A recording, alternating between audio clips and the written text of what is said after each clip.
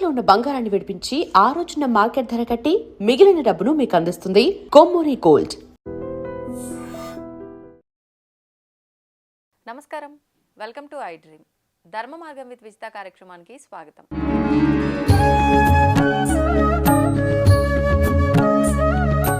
ప్రస్తుతం మనతో పాటు ఉన్నారు ప్రముఖ ఆధ్యాత్మికవేత్త ప్రొఫెసర్ సత్యనారాయణ మూర్తి గారు. ఇప్పుడు గురుగారితో మాట్లాడదాం.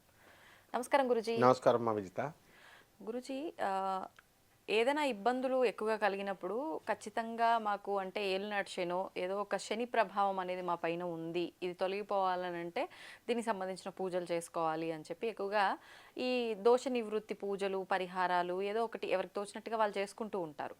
అయితే నిజంగా ఇవి చేసుకున్నంత మాత్రాన ఆ ప్రభావం నుంచి బయటపడతామా? అంటే సాక్షాత్తు పరమశివుడే ఈ శని యొక్క ప్రభావం నుంచి, అంటే శని భగవానుడి ప్రభావం నుంచి బయటపడలేకపోయాడు అని మనకు ఒక కథ కూడా ఉంది పురాణాల ప్రకారము. మరి మనం ఎంతటి వాళ్ళము ఆయన ముందర?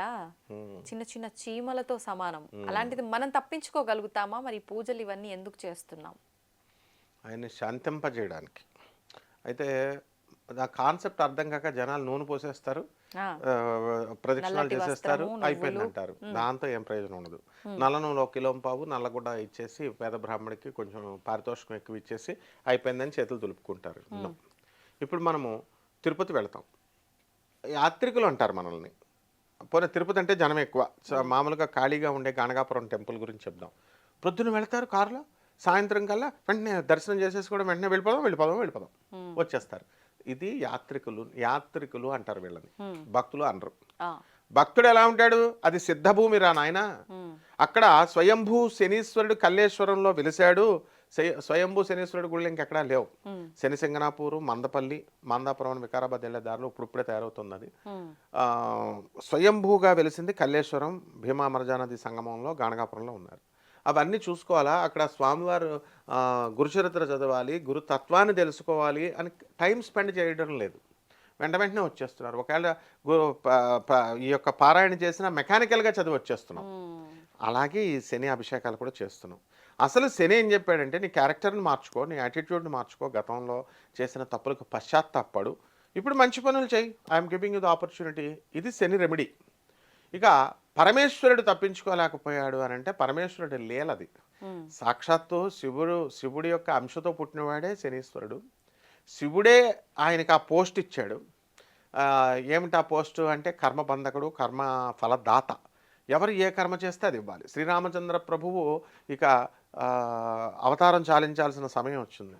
అప్పుడు శనీశ్వరుడు ఎంటర్ అయిపోయి రామ ఇంక నీకు నేను పట్టుకుంటున్నాను అంటాడు. అవతారం చాలించాడు రామచంద్ర ప్రభు.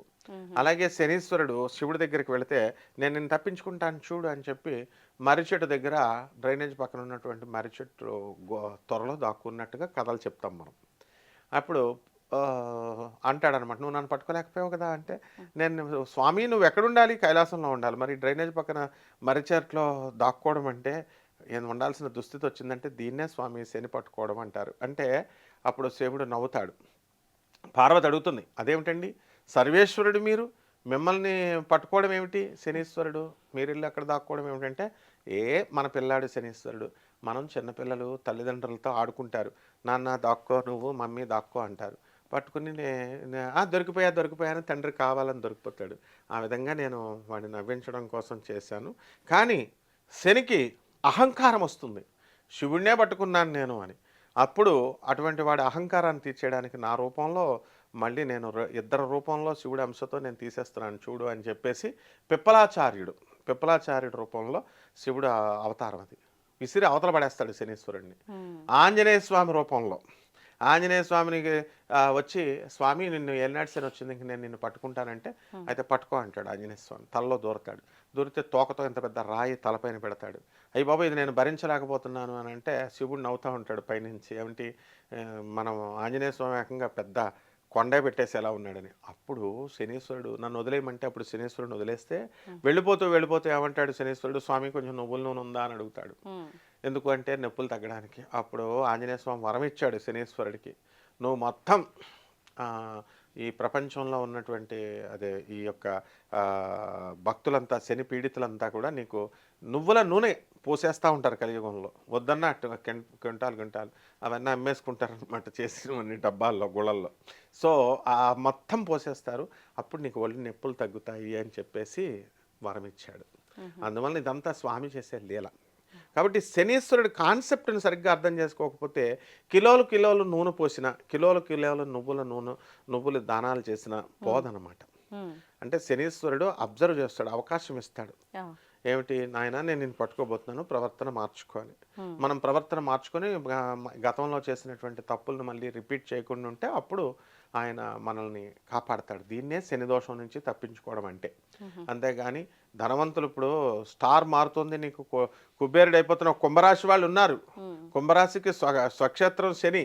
అయ్యా గురుగారు 7 సంవత్సరాల నుంచి మా శనీశ్వరుడు పట్టుకున్నాడండి, ఎప్పుడండి మంచి రోజులు గురుగారు అని బాధపడే వాళ్ళు ఉన్నారు. శనీశ్వరుడు సొంత రాశి వాళ్ళే మీరు బాధపడితే మిగతా రాశి వాళ్ళు హడిలు పోవాలి. మరి అటువంటి వాళ్ళంతా కూడా కుంభరాశి వాళ్ళందరికీ కూడా శనీశ్వరుడు అపారమైనటువంటి వరాలు కురిపించాడు. మకర రాశి వాళ్ళకి, కుంభరాశి వాళ్ళకి. ఏమిటి ఆ శని దోషాల్లో యాటిట్యూడ్ చేంజ్ చేసుకోండి. యాటిట్యూడ్ చేంజ్ చేసుకుంటే శని తత్వం వాళ్ళకి ఎక్కువ తెలుస్తుంది మిగతా వాళ్ళకంటే. అంటే శనీశ్వరుడు ఎంతసేపు కూడా మనము కిలోలు కాదు, కుంభరాశి వారికి ఇప్పుడు అదృష్టం పట్టబోతోంది. అప్పుడు కిలోలు నువ్వులు కాదు, వాళ్ళు లారీలు నువ్వుల దానం చేసేవాళ్ళు ఉన్నారు. నీకు ఒక బంగారం గని దొరుకుతుందో, లంకిబీన్ తగులుతుందంటే వాడు ఏం చేస్తాడు, లారీ నువ్వులు ఎంత ఉంటాయి మహా ఉంటాయి అవి దానం చేస్తాడు. కాబట్టి దీన్ని బట్టి లాజికల్గా అర్థం చేసుకోవాలి. శనీశ్వరుడు మా అనుగ్రహం రావాలి అంటే నీలాంజన సమాభాసం రవిపుత్రం యమాగ్రజం ఛాయా మార్తాండ సంభూతం తం నమామి శనేశ్వరం. తన తండ్రి అయినటువంటి సూర్యభగవానుడినే తోలు తీసేశాడు శనీశ్వరుడు. తన తల్లిని వదిలేసినందుకు, నిరాదరణ చేసినందుకు. తనను నిరాదరణ చేసినా ఒప్పుకుంటాడు, కానీ తల్లిని. ఈ కుంభరాశి వాళ్ళు, మకర రాశి వాళ్ళు ఈ యొక్క శని ఏలినాటి శనిలో మెంటలెక్కిపోయి ఉంటారనమాట. అప్పుడు వాళ్ళ నాన్న కనుక వాళ్ళ అమ్మని ఏదైనా అంటే వీళ్ళు వాళ్ళ నాన్నను కూడా తంతారు కేర్ చేయకుండా. కాబట్టి ఈ యొక్క శని అనేటటువంటి వాడి యొక్క పాత్ర అది. కాబట్టి భక్తులంతా కూడా ఏం తెలుసుకోవాలంటే శని తత్వాన్ని తెలుసుకుని బ్రహ్మదేవుడిని వేధించాడు శనీశ్వరుడు, విష్ణుమూర్తిని వేధించాడు. తర్వాత అన్నీ వాళ్ళు ఇచ్చిన దేవతలు, విష్ణుమూర్తి ఇప్పుడు వెంకటేశ్వర స్వామి రూపంలో శనీశ్వరుని విసిరి అవతల పడేస్తాడు. అప్పుడు అందుకనే ఆయన వరం ఏమిచ్చాడంటే వెంకటేశ్వరుడు భక్తులకి, హనుమత్ భక్తుల జోలికి రాను నేను అన్నాడు. రాను అన్నాడు కదా అని మనం తప్పులు చేసుకుంటామంటే మనకేం రికమెండేషన్లు చేయడు ఆంజనేయ స్వామి, వెంకటేశ్వర స్వామి. ఇప్పుడు ఒక దొంగడు ఉంటాడు, గురు ఏమండి రికమెండ్ చేయండి ఎస్ఐ గారికో సిఐ గారికో అంటే చాలామంది వస్తుంటారు నా దగ్గరికి. వస్తూ ఉంటే సరే అంటాం, వీడిని వేసేయండి ఇంకో 4 తన్నండి అంటాం. ఎందుకని? టీచర్స్ దగ్గరికి వచ్చాడు. టీచర్ ఏం చేస్తాడు, వాడిని రక్షిస్తే వాడు మళ్ళీ తప్పు చేస్తాడు. No recommendation, only correction. SI గారు సిఐ గారు వాడిని మామూలుగా పాపం ఇంట్రాగేషన్ చేసి వదిలేసే ఆయన్ని చితక్కొడేసి పంపించండి సార్, ఇంక నెక్స్ట్ టైం చేయకూడదు అంటాం. అలాగే ప్రిన్సిపల్ మేడం కూడా మామూలుగా రికమెండేషన్స్ కనుక వస్తే ఏం చేస్తారు, వాళ్ళు రెస్ట్రికేట్ చేస్తారు, సస్పెండ్ చేస్తారు. సో శనీశ్వరుడు అంటే జగద్గురు అనమాట. ఆయన టీచర్ కాబట్టి మనం చక్కగా ఆయన్ని ప్రసన్నం చేసుకోవడానికి మంచి పనులు చేస్తే పేదవారికి, అనాథలకి, వికలాంగులకి, సాధువులకి కనుక మంచి దయతో ఉండి వాళ్ళకి దాన ధర్మాలు చేసుకొని మన ప్రవర్తన కరెక్ట్గా ఉండి భార్యలను వేధించకుండా, పిల్లల్ని మంచిగా ప్రేమతో చూస్తూ, శత్రువులను కూడా ప్రేమతో చూస్తూ, ఇతరులను ఇబ్బంది పెట్టకుండా మనం బ్రతుకుతూ జీవో జీనదో జైనిజం మతం ప్రకారంగా అలా కనుక చేసుకున్నట్లయితే అమ్మ అన్ని మతాలు చెప్పే సారమతే శనీశ్వరుడు పుష్కలంగా ఆశీర్వదిస్తాడు. ఏ శని దోషము మనకు అంటదు. ధన్యవాదాలు. ధన్యవాదాలు.